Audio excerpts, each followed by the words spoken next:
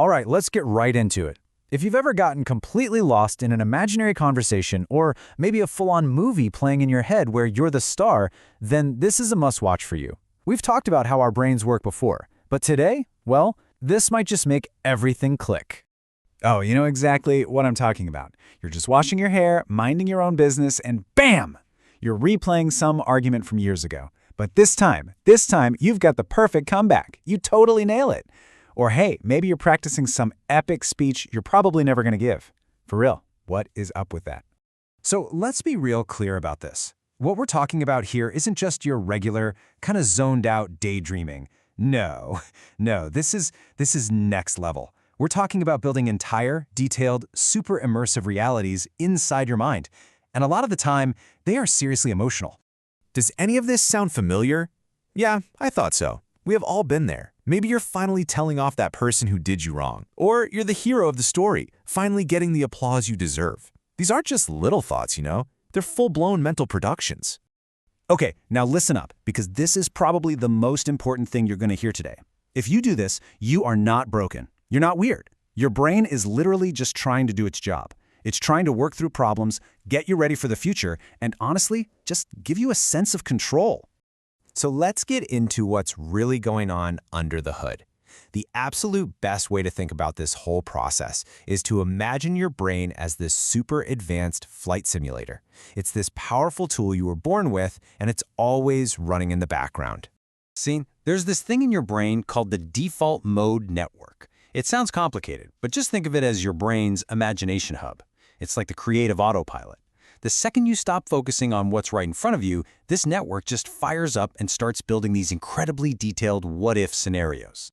And that really gets to the core of it, right? Your brain's #1 job is to be a prediction machine.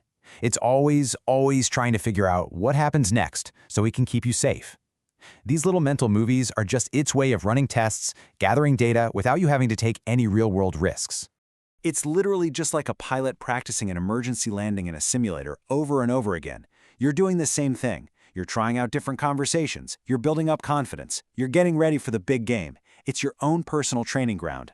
But, and this is a big but, we got to get real about the catch. Because this amazing tool, it can turn into a trap. There's a point where the simulation can start to glitch out, and instead of helping you, it actually starts holding you back. And here's the glitch.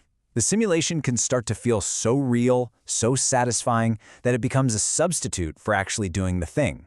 You spend so much time rehearsing that tough conversation in your head that you never actually make the call. That fantasy world just starts to feel way safer than the real one. This brings us to the most crucial question you have to ask yourself. Are you preparing or are you protecting? See, preparing is when you rehearse something you're actually going to do. But protecting? That's when you're just hiding out in a perfect fantasy to avoid the messy, uncomfortable reality of, living life.